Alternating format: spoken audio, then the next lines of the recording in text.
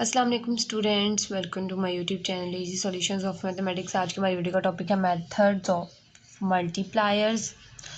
Method of multipliers है, इसके अंदर से हमें बिल्कुल उसी तरह से क्वेश्चन आता है जिससे हमने ट्रांसपोर्टेशन मॉडल को सॉल्व किया, यानी ट्रांसपोर्टेशन मॉडल ही आता है, उसको सॉल्व करने का ही एक तरीका है ये। इससे पहले मैं आपको वीडियोस में ट्रांसपोर्टेशन मॉडल में north west corner, least cost method और वोगल्स अप्रॉक्सीमेशन मेथड करवा चुकी हूँ। और अगर आपने अभी तक वो वीडियोस नहीं देखी तो प्लेलिस्ट में जाकर ऑपरेशनल रिसर्च की प्लेलिस्ट में जाकर वो टॉपिक देख लें, क्योंकि मेथड ऑफ मल्टीप्लायर्स जो ऐसा टॉपिक है, अगर आपको वो पिछले 3 टॉपिक्स आते होंगे तो ही आप इसको अटैम्प्ट कर सकते हैं। और अगर आपको वो 3 नहीं आते तो पहले आप उनकी अंडरस्टैंडिंग करें, उनकी प्रैक्टिस करें, देन आप इस मेथड को स्टार्ट करें। इसके अंदर से हमें, क्योंकि स्टार्टिंग में जो फिजिबल सोल्यूशन बनाना है उन्हीं मेथड से बनाना है हमने। अच्छा, ये एग्जाम्पल नंबर 1 है, लिखी हुई है द फॉलोइंग ट्रांसपोर्टेशन मॉडल।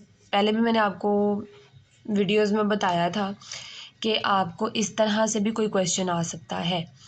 पहले यानी कि हमें पहले जो हमने किया है उसकी कॉस्ट यहाँ पे होती है, ऊपर छोटी सी करके लिखी होती है, लेकिन ये इस तरह से भी आ सकता है, यानी कि ये कॉस्ट अंदर ब्लॉक में लिखी हुई है, हमने खुद इसको ऊपर शिफ्ट करना है।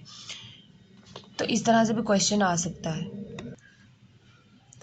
एग्जाम्पल है, the total demand exceeds the total supply, यानी कि जो हमारी डिमांड वाली वैल्यू है वो सप्लाई से ज़्यादा हो रही है, यानी कि ये है डिमांड और ये ऊपर सप्लाई है।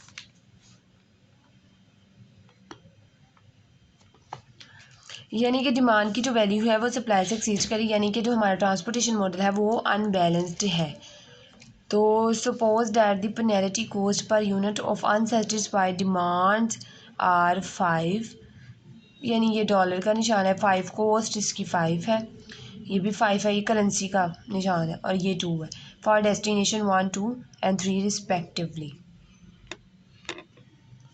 सिंपल वर्ड्स में अगर देखें तो 75 प्लस ये 50 प्लस 20 करें 70, 70 और ये 145 बन जाएगा। और इनको ऐड करें ज़रा, 80, 90, 100 और 105 बन जाएगा, यानी कि डिमांड ज़्यादा है, यानी कि ट्रांसपोर्टेशन मॉडल जो है वो हमारा बैलेंस नहीं है। मैंने आपको पहले बताया था कि ट्रांसपोर्टेशन मॉडल को जब भी आपने सॉल्व करने लगना, आपने सबसे पहले देना है वो बैलेंस्ड है कि नहीं। अगर वो अनबैलेंस्ड हो तो फिर सबसे पहले हम उसको बैलेंस करेंगे, देन हम उसको अनबैलेंस करेंगे। अनबैलेंस करने का तरीका मैं पहले भी वीडियो में अलग बनाई हुई है, एक वीडियो, उसमें बता चुकी हूँ डिटेल में कि किस तरह से अगर डिमांड बड़ी हो जाए और सप्लाई छोटी हो जाए, या सप्लाई छोटी हो जाए, वो सप्लाई बड़ी हो जाए और डिमांड छोटी हो जाए, तो किस तरह से उसको बैलेंस करते हैं। उसके बाद देख लें, इसको सबसे पहले हम बैलेंस करेंगे और उसके बाद उन्होंने क्या किया, इसमें हमें कॉस्ट बता दी है कि क्या रखनी है हमने, 5, 5, 5, 2 और डेस्टिनेशन 1, 2, 3 रिस्पेक्टिवली, यानी कि 1 डेस्टिनेशन पे यहाँ पे भी कॉस्ट उसकी 5 है, डेस्टिनेशन 2 पे यानी यहाँ पे उसकी कॉस्ट 5 है, यानी जो नई हमने डिमांड की वैल्यू ऐड करनी है वो। उसके बाद respectively use least cost method to determine the starting feasible solution. अच्छा, इसके अंदर हमें सबसे पहले स्टार्टिंग फिजिबल सॉल्यूशन बनाना है, और उससे के लिए हमने कोई मेथड यूज़ करना है। वो नॉर्थ वेस्ट कॉर्नर मेथड भी हो सकता है, लीस्ट कॉस्ट मेथड भी हो सकता है। और अगर वो बता देंगे कि कौन सा मेथड यूज़ करना है तो फिर आपने वही यूज़ करना है स्टार्टिंग फिजिबल सॉल्यूशन का, लेकिन अगर वो नहीं बताएंगे तो फिर आपकी चॉइस है आपने कौन सा भी करना है। देन कंप्यूट दी ऑप्टिमल वैल्यूज़, यहाँ पे ऑप्टिमल वैल्यूज़ निकालने का भी कह दिया। चलेंगे अब हम सोल्यूशन की तरफ देते हैं। Balance transportation model is given, जो था हमें वो अनबैलेंस था, हमने सबसे पहले इसको बैलेंस किया। बैलेंस क्या है, इतना तो उन्होंने हमें दिया हुआ था, इतना तीनों रोज़ जो है उन्होंने हमें दी हुई थी, लेकिन हमें पता है कि हमारी ये 145 बन रही थी और ये जो है हमारी 105 बन रही थी, यानी 40 का डिफरेंस आ रहा था, फ़र्क आ रहा था सिर्फ 40 का। ये 1, 2, 3 रोज़ हमें ऑलरेडी दी हुई थी, ये वाली हमने खुद से बनाई है कि नहीं, क्योंकि हमें ऐड करनी पड़ेगी। अब ये 145 था और इतनी वैल्यूज़ जो है वो 105 बन रही थी, इसको निकाल के। तो हमें बैलेंस करने के लिए कितनी ज़रूरी थी, हमें चाहिए थी 40 और वैल्यू, सप्लाई के अंदर हमें 40 वैल्यू और चाहिए थी, ताकि इसकी भी वो 145 बन जाए और इसकी भी 145 बन के दोनों बराबर हो जाए। तो हमें जो 40 चाहिए थी हमने वो एक रो ऐड करवा दी, हमें इस तरफ चाहिए था। फॉर एग्ज़ाम्पल अगर ये डिमांड में आ रही हो कमी, ये डिमांड छोटी हो और सप्लाई बड़ी हो, तो हम एक कॉलम ऐड करेंगे, और अब हमारी जो डिमांड बड़ी है सप्लाई छोटी है तो हमने एक रो ऐड कर दी, इसी तरह अगर सप्लाई बड़ी हो जाएगी और डिमांड छोटी हो जाएगी तो फिर हम एक कॉलम ऐड कर देंगे। इसी तरह करके इनको बैलेंस करना है। इस तरफ से हमें यानी कि इन दोनों की वैल्यूज़ को ऐड करें तो बराबर आना चाहिए। इन दोनों को बराबर करने के लिए हमने 40 को ऐड करवा दिया। अब 40 को ऐड करवा दिया। अब कॉस्ट जो है इसके अंदर वो हम लोगों ने क्या लिखनी है, वो उन्होंने हमें दे दी हुई है। वो क्या दी है, 5, 5 and 2 एट डेस्टिनेशन 1, 2 and 3। चलें जी हम लिख लेते हैं यहाँ पे 5, 5 और 2 at destination 1, destination 2 and destination 3 पे कॉस्ट में दे रही है। नहीं जी हमारा ट्रांसपोर्टेशन मॉडल जो हो गया वो बैलेंस हो गया। अब हमने इसको सबसे पहले जो है वो लीस्ट कॉस्ट मेथड से सॉल्व करना है, क्योंकि उन्होंने हमें कहा हुआ है कि लीस्ट कॉस्ट मेथड से सॉल्व करना है। यहीं पे मैं लीस्ट कॉस्ट मेथड से सॉल्व कर रही हूँ। आप लोगों को पता है लीस्ट कॉस्ट मेथड से कैसे सॉल्व करते हैं। सबसे पहले हम लोग छोटी कॉस्ट देखते हैं पूरे ट्रांसपोर्टेशन मॉडल के अंदर।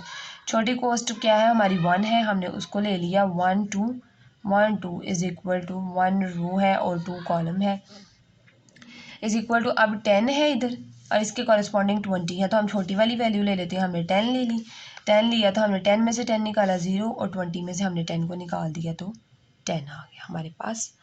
इस तरह से जो 0 होता है हम उसको कट कर देते हैं। ये था 0, इसको किया कट, रो 0 हो गया तो हमने पूरी रो को कट कर दिया। अब ये नहीं, अब हमने देखना है दूसरी स्मॉलेस्ट कौन सी है, 2 है।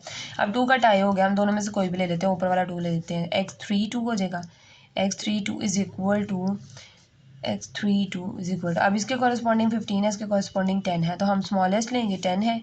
10 में से 10 निकाले 0, 15 में से 10 निकाले 5 आ गया हमारे पास।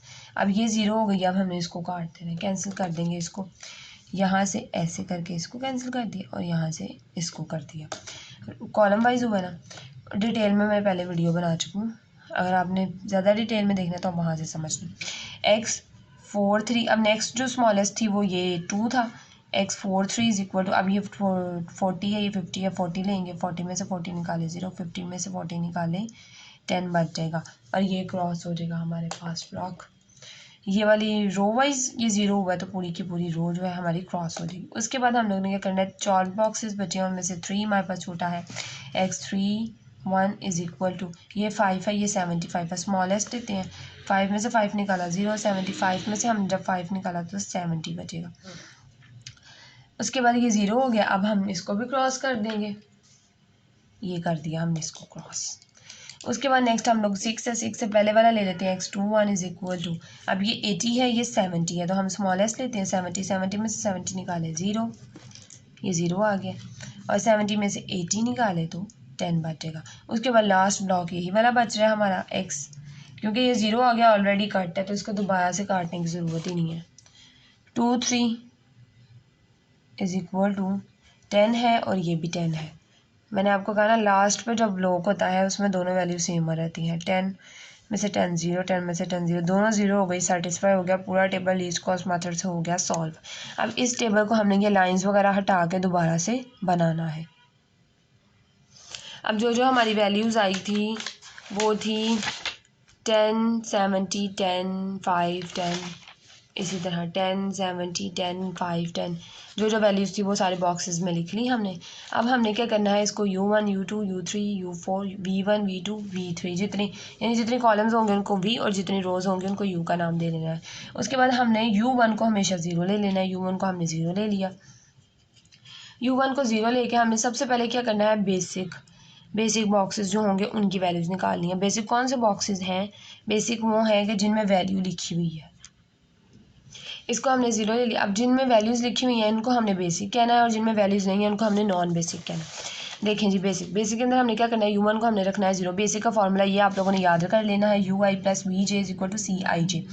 u जो है वो हमने रोज़ को नाम दिया हुआ है, v हमने कॉलम को दिया हुआ है और cij मतलब हमारी कॉस्ट है उसकी कॉरस्पॉन्डिंग दोनों के।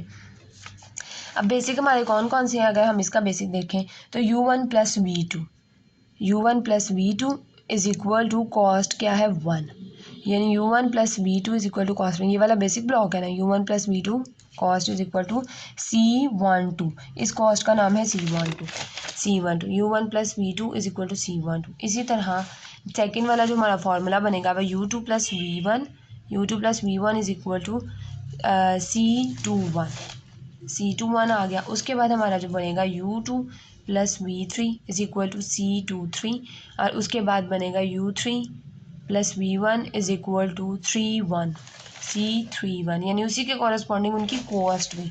इसी तरह हमने जितने बॉक्सेस में वैल्यूज़ लिखी हुई हैं उनके हमने यहाँ पे फार्मूलाज बना लेने हैं। ये उनके फार्मूलाज बन के अब इनमें वैल्यूज़ पुट करनी है। अब देखें U1 क्या है हमारे पास,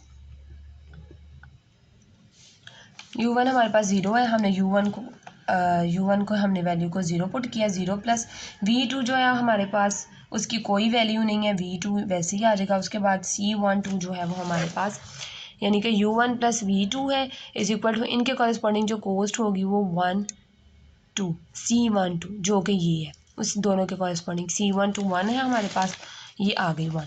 तो यहाँ से हमारे पास V2 की वैल्यू जो है वो 1 आ गई है। उसके बाद हम लोगों ने नेक्स्ट क्या करना है, U2 प्लस V1 है।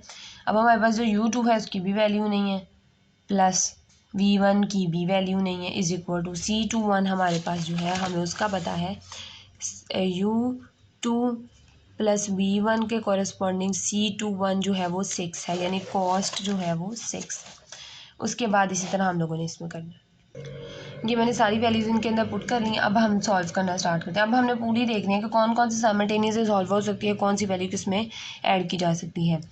अब इसमें देखें यहाँ पे था U3 प्लस V2 की वैल्यू स्टार्ट में हमारी 1 आ गई थी, तो मैंने वो यहाँ पे 1 पुट कर दिया। और C32 यानी U वाले नंबर पे 3 पे और V वाले नंबर पे 2 पे है, वो कॉस्ट जो थी वो C32 जो है वो 2 थी,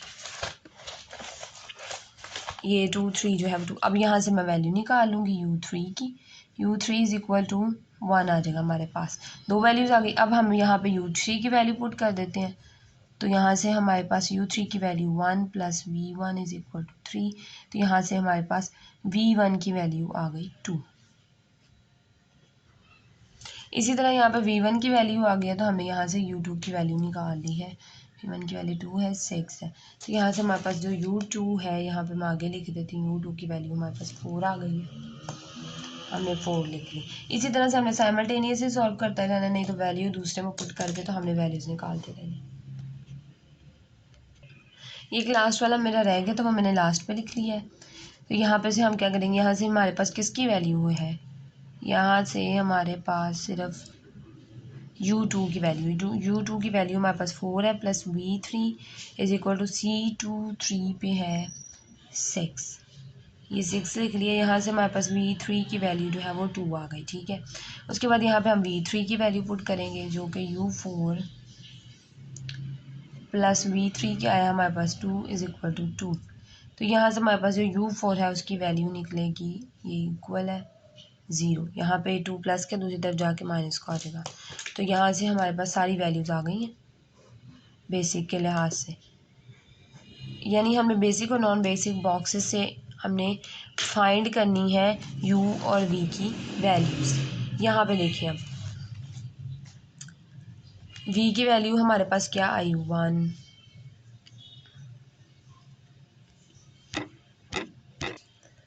सॉरी V1 की वैल्यू 2 आई है, V2 की वैल्यू 1 आई है, V1 की वैल्यू 2 आई है और V2 की वैल्यू 1 आ गई है। उसके बाद हमारे पास जो V3 है उसकी वैल्यू आ गई है 2।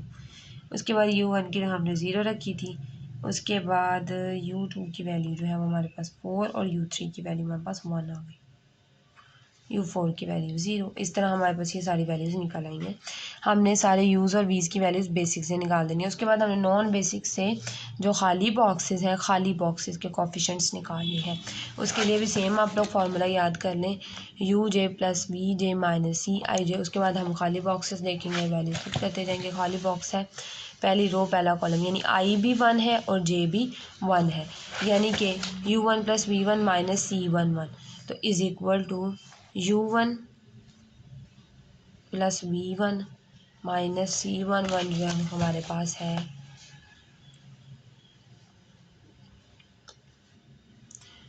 ये U1 की वैल्यू 0 है, प्लस 2 माइनस ये जो कोस्ट होगी वो, तो 0 प्लस 2 माइनस 5 आ गया इधर, और ये वैल्यू आई -3। हमने -3 को किस तरह से लिखना है, हमने -3 को ये मैंने यहाँ पे लिख दिया, रेड पेन से लिख रही हूँ ताकि आप लोगों को क्लियर नहीं नज़र आए। -3 ये मैंने यहाँ पे लिख दिया -3। उसके बाद इसी तरह से हमारा जो नेक्स्ट खाली बॉक्स है वो है u1 + v3 is equal to 2 है, और उसकी कॉरस्पॉन्डिंग 1 3 कोस्ट जो है वो 1 3 जो है वो 7 है, तो वो हमने लिख दी और उससे वैल्यूज़ निकाल ली। उससे वैल्यूज़ निकाल दी -7 यानी -5 आ गई। उसके बाद नेक्स्ट बॉक्स जो है वो u2 + v2 है, u2 + v2 minus cost c2 वाली कॉस्ट जो है वो 4। इस तरह से बनता है, बहुत आसान है ये वैल्यूज़ निकालना। ये सारी मैंने वैल्यूज़ निकाली, जितने खाली बॉक्सेस थे उनकी नॉन बेसिक में वैल्यूज़ मैंने निकाल दी। नेक्स्ट अब हमने क्या करना है, हमने बनाना है लूप। लूप बनाना जो है, अब हमने सबसे पहले ये सारी वैल्यूज़ जो हैं वो टेबल में लिखनी है। इस खाली बॉक्स में -3 आई थी, इसमें हमारी -5 आई थी। इसमें हमने ये निकालते हुए आपने बहुत ध्यान रखना है, ये वैल्यू ज़रा सी भी मिस्टेक हो गई तो क्वेश्चन का लूप ख़राब हो जाएगा सारा। यहाँ पे नहीं थी यानी ये मैंने बाय मिस्टेक लिख दिया, खाली बॉक्स ये था, इसमें 1 आ गई हमारी। उसके बाद हमारे पास ये वाला था, इसमें हमारी -2 आनी है, इसमें हमारी जो है वो -3 आनी है, और इसमें हमारी जो है वो -4 आनी है।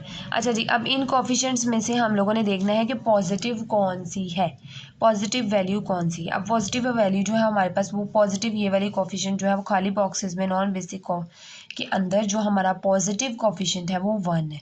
ये सारी नेगेटिव है, सिर्फ 1 पॉजिटिव है, तो हमने इसके अंदर लिख देना है थीटा लिख दिया। उसके बाद हमने थीटा से लूप स्टार्ट करना है, लेकिन लूप हमने अब स्टार्ट करना है इस तरह से कि हम लोग जाएं बेसिक की तरफ और वहीं से वापस आ जाएं बेसिक से। अब यहाँ से हम लोग थीटा से, स्केल के थ्रू लगाती हूँ ना, थीटा वाले से हम लोग जाएंगे बेसिक वाले टेबल की तरफ, यानी बेसिक थीटा से हम लोग गए 70 पे, यहाँ से हम लोगों ने क्या किया 70 माइनस थीटा कर दिया, इसमें से थीटा माइनस कर दिया। फिर यहाँ से हम लोग वापस नीचे आएंगे, फिर नॉन बेसिक की तरफ, एक दफ़ा माइनस किया, एक दफ़ा प्लस कर दिया, और यहाँ से हम लोग वापस इधर जाएंगे, नॉन बेसिक के अंदर ही हमने रहना है। एक दफ़ा माइनस किया था, एक दफ़ा प्लस किया, और एक दफ़ा अगेन से हमने इसको माइनस कर दिया, और माइनस के बाद प्लस होके सीधा वापस ऊपर। ये बन गया हमारा लूप। हमने क्या करना है, जो पॉजिटिव कोफिशिएंट होगा नॉन बेसिक में, हमने वहाँ पे थीटा लिख देना है। वहाँ पे थीटा लिखने के बाद हम लोगों ने वहाँ से एक बेसिक वेरिएबल जिसके अंदर कोई वैल्यू पड़ी होगी उसकी तरफ जाना है, उसमें से थीटा माइनस कर देना, उससे हमने एक और बेसिक वेरिएबल की तरफ जाना, उसमें प्लस कर देना, उधर से फिर एक बेसिक की तरफ जाना, और उधर से माइनस करके दोबारा वापस उसी पॉइंट पर आ जाना है। अब देखिए फॉर एग्जांपल अगर हम थीटा से, ये भी एक बेसिक है, थीटा से हम लोग इस तरफ को अगर जाएं तो यहाँ पे 10 माइनस थीटा हो जाएगा, और यहाँ से तो ये खाली बॉक्स है, तो हमने खाली बॉक्स यानी नॉन बेसिक वाले की तरफ हमने जाना ही नहीं है, हमने बेसिक में रहना है। ये हमारा एक लूप बन गया। अब इसके अंदर 70 minus theta, 5 plus theta, 10 minus theta है। इसमें हम माइनस वाले दोनों देख लेते हैं, हमने पॉजिटिव वाले को नहीं लेना। उसके बाद for value of theta take theta minus 70 minus theta greater than equal to, यानी इनको ग्रेटर दैन, जो माइनस वाली वैल्यूज होंगी उनको ग्रेटर दैन इक्वल टू 0 रखना है। तो इन दोनों में से जो हमारे पास मिनिमम वैल्यू देगा ना, हमने वो वाला ले लेना है, यानी कि x32 पे वो 32 बन रहा होता है। हम देख लेते हैं, मैं आपको दिखा भी देती हूँ। यहाँ पे 10 माइनस थीटा में ये u3 और v2 यानी 3 वाली रो और 2 वाला कॉलम पे 10 माइनस थीटा जो है वो हमारे पास जो है वो मिनिमम वैल्यू दे रहा है as minimum value for basic variable in loop. तो थीटा इज इक्वल टू 10 आ गया, hence x32 leaves this solution, फिर वो बॉक्स जो है वो सॉल्यूशन को लीव कर देगा। अब हमने एक नेक्स्ट टेबल बनाना है। नेक्स्ट टेबल के अंदर हम लोगों ने क्या करना है, जो थीटा की वैल्यू है ये 10 इधर आया, हमने इधर लिख देना है। 70 में से 10 को माइनस कर देना है, इसमें 10 को प्लस कर देना। थीटा की वैल्यू 10 आ गई है ना, तो यहाँ पर 10 को प्लस कर देना, यहाँ पर भी हमने 10 को माइनस कर देना। जैसे 10 माइनस 10 होगा वो 0 हो जाएगा, और 0 को हमने नहीं लिखना। 10 माइनस 10 हो गया मतलब कि इस बॉक्स के अंदर से वैल्यू ख़त्म, ये बेसिक बॉक्स जो है वो नॉन बेसिक में चेंज हो जाएगा। इसीलिए हम लोग कह रहे हैं कि x32 जो है वो लीव्स द सॉल्यूशन को लीव कर देगा। ये मैं नेक्स्ट पेज पे टेबल बना रही है। ये हमारे पास u1, ये हमारे पास u2, ये हमारे पास u3, ये हमारे पास u4 है। यहाँ पे हमने इनकी वैल्यूज़ फाइंड करनी है, बिल्कुल वैसे ये v1 है, ये v2 है, और ये V3 है। ये हो गया हमारे पास। अब हमारे पास यहाँ पे 10 था, हमने 10 लिख दिया। उसके बाद यहाँ पे 70 माइनस थीटा था, 70 माइनस थीटा यानी 70 माइनस 10 किया तो हमारे पास 60 आ जाएगा। उसके बाद यहाँ पे हमारे पास 10 5 प्लस 10 था, 5 प्लस थीटा यानी 15 आ गया। उसके बाद 10 माइनस थीटा ये ख़त्म हो जाएगा और यहाँ पे हमारे पास 10 आ जाएगा। दोबारा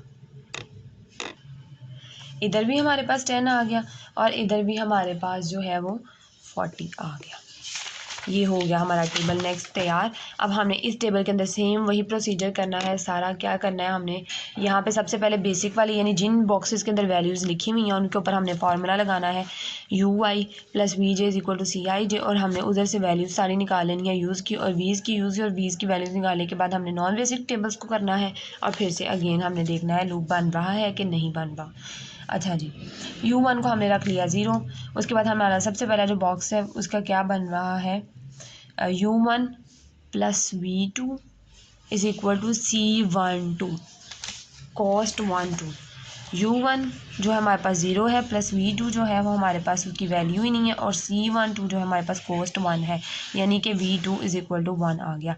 उसके बाद हमारे पास U2 plus V1 is equal to C21 की कॉस्ट क्या है 6। तो हम लोग इसको लिख लेते हैं। ये हमारे पास क्या है, U2 plus V1 is equal to 6 आ गया हमारे पास। यहाँ पे हमारे पास इसकी वैल्यू नहीं है कोई भी। अब हम नीचे चलते जाएंगे और ये सारी वैल्यूज़ लिख लेते हैं। ये U2 plus V2 is equal to C22 और ये वाला बॉक्स और ये वाला, इसके सारे फार्मूलाज बना के मैंने यहाँ पे लिखे हुए हैं। इनके अंदर मैं वैल्यूज़ लगाती हूँ। अब इसके अंदर देखिए हमारे पास V2 की वैल्यू है। अब यहाँ पे हमें V2 की वैल्यू दे अगर हम लगा दें तो हमारे पास U2 की वैल्यू आ जाएगी। इस तरह से हमने इसको सॉल्व करना है। अगर कहीं से भी कोई वैल्यू पुट करके नहीं निकल रहा तो फिर साइमल्टेनियसली सॉल्व कर लेंगे। वैसे मोस्टली इस तरह वैल्यूज़ निकल आती हैं। U2 और यहाँ से हम V की जगह पे 1 पुट कर देंगे ना तो हमारे पास 3 माइनस 1 होकर 2 वैल्यू आ जाएगी। उसके बाद हमारे पास अब U2 भी आ गया। अब हम V3 निकाल सकते हैं। यहाँ पे U2 की वैल्यू निकालेंगे तो V3 हमारे पास 4 आ जाएगा। इसी तरह से हम यहाँ पे U2 की वैल्यू अगर हम यहाँ पे लगा दें तो हमारे पास V1 आ जाएगा। V1 इज इक्वल टू 4 हो जाएगा और यहाँ पे अगर हम V1 की वैल्यू निकालें तो हमारे पास U3 की वैल्यू आ जाएगी। अच्छा, यहाँ पे एक मिस्टेक हो गई, वो ये कि U2 प्लस V2 जो है वो हमारे पास उसकी कॉस्ट वैल्यू जो है वो है 4, तो उस वजह से सारी गड़बड़ हो गई। यहाँ पे U1 की वैल्यू निकालेंगे तो यहाँ पे 3 आ जाएगा। यहाँ से देखा इस चीज़, ये जैसे मेरे साथ हुआ है, आप लोगों ने भी अगर ज़रा से भी ध्यान से वैल्यूज़ नहीं करेंगे तो इस तरह से ख़राब होने का भी ख़तरा है उनका। ये V3 आ गया। अब इस V3 को अगर हम लोग यहाँ पे चलें जी, ये वैल्यू हमने चेंज की थी। V2 की वैल्यू यहाँ पे लगाई तो हमारे पास U2 जो है वो 3 आ गया। उसके बाद हमने U2 की वैल्यू यहाँ पे लगाई थी। यहाँ से हमारे पास जो V1 है वो फिर 3 आ जाएगा। 6 माइनस 3 हो के ये भी 3 आ गई। उसके बाद हमने V1 की वैल्यू जो है अगर हम यहाँ पे अब लगाएं, V1 की वैल्यू 3 है तो 3 माइनस 3 ये 0 आ जाएगा हमारे पास। और इसी तरह से अगर हम V3 की वैल्यू यहाँ पर लगाएँ तो हमारे पास U4 जो है वो -1 आ जाएगा। तो हम सारी U की वैल्यूज़ यहाँ पर लिख लेते हैं। अब UI plus VJ minus CIJ जो अब हमने जो है इसकी इस थ्रू से हमने नॉन बेसिक बॉक्सेस निकाले हैं। ये क्या है, U1 प्लस V1 माइनस 5 यानी C11, उसको 5 करेंगे। यहाँ पे वैल्यूज मैं साथ लगा देती हूँ। U1 की वैल्यू 0 प्लस V1 की वैल्यू जो हमारे पास 3 है और -1 की कॉस्ट यानी फर्स्ट बॉक्स जो है वो 1 है, उसकी कॉस्ट 5 है हमारे पास। तो मैंने यहाँ पे 5 लिख दिया, हमारे पास -2 आ गया। उसके बाद नेक्स्ट बॉक्स है 0 प्लस यानी U1 plus V3 minus C13। ये सारी वैल्यूज़ निकाल ली मैंने और मैंने ये सारी वैल्यूज़ जो हैं ये एक दफ़ा देख लें आप लोग, ये वैल्यूज़ निकल आई हैं और ये वाली सारी वैल्यूज़ मैंने यहाँ पे लिख भी ली हैं। अब जो बात है नोट करने की कि क्वेश्चन कहाँ पे स्टॉप होगा, आप देखें सारी वैल्यूज़ कोएफिशिएंट्स जो हैं वो नेगेटिव हैं, सारे के सारे यहाँ पे वैल्यूज़ खाली बॉक्सेस की क्या है, नेगेटिव। सारी नेगेटिव है, मीन्स कि हम लोगों ने लूप जो स्टार्ट करना था वो हम लोग पॉजिटिव वाले से करते हैं। ये भी नेगेटिव, ये भी नेगेटिव, ये भी नेगेटिव, ये भी नेगेटिव, सारी की सारी नेगेटिव है। तो क्वेश्चन हमारा यहीं पे स्टॉप है, कोई पॉजिटिव नहीं है। पॉजिटिव होगी तो हम लूप स्टार्ट करेंगे नेक्स्ट, तो क्वेश्चन यहीं पे स्टॉप कर दें। Since none of the g coefficients, नीचे लिख देना है लोअर बॉक्सेस, यानी कि जो खाली बॉक्सेस हैं उनके लोअर बॉक्सेस में जो लोअर वैल्यूज लिखी हुई हैं वो is positive. None of the g coefficients coefficient is positive, so the current solution is optimal and the optimal values है। जो current solution जो है optimal है, यहाँ तक हमारा क्वेश्चन। उसके बाद लास्ट में उन्होंने जो रिक्वायरमेंट मांगी है, दी ऑप्टीमल वैल्यूज़ आ। अच्छा जी, ऑप्टीमल वैल्यूज़ जो है वो C12 जो हमारे पास 10 है, और ये मैंने आपको वैसे पहले भी बहुत दफ़ा करवा दिया है। ये देखें, C12 जो है वो 10 है, 1 जो है वो 60 है, 2 जो है वो 10 है, यानी जो हमारा आंसर आता है उसके अकॉर्डिंग हम लोग फार्मूला बना लेते हैं। इस तरह से मैंने सारी कोस्ट वैल्यूज़ भी लगा दी, उनके कॉरेस्पॉन्डिंग जो कोस्ट वैल्यूज़ हैं वो आप लोगों ने उठानी है, लगानी है। और ये हमारी आ गई जी की ऑप्टिमल वैल्यू। ये मैं हमेशा आपको कहती हूँ, ट्रांसपोर्टेशन मॉडल में मांगी ना भी होता आप निकाल लें, इंप्रेशन अच्छा पड़ता है। उम्मीद है आप लोगों को समझ आई होगी। क्वेश्चन मेथड ऑफ मल्टीप्लायर्स का ये था। नेक्स्ट वीडियो में मैं इंशाल्लाह आप लोगों को सेकंड एग्जाम्पल करवाऊंगी, ताकि आपको अच्छे से प्रैक्टिस हो जाए, लूप बनाना आ जाए, क्योंकि स्टूडेंट्स जो हैं वो लूप को बहुत ज़्यादा कन्फ्यूज़ कर देते हैं, हालांकि लूप बनाना बिल्कुल मुश्किल नहीं है। तो नेक्स्ट वीडियो में इंशाल्लाह आपको एक और एग्जाम्पल करवाऊंगी इसकी। और अगर इस पूरी वीडियो में, इसी पूरी एग्जाम्पल में अगर आपको कोई प्रॉब्लम है तो कमेंट सेक्शन में आप मुझसे पूछ सकते हैं। मेरे चैनल सब्सक्राइब नहीं किया तो प्लीज़ मेरे चैनल को सब्सक्राइब करें, ताकि मेरी वीडियो का नोटिफिकेशन आपको मिल सके। Thank you so much.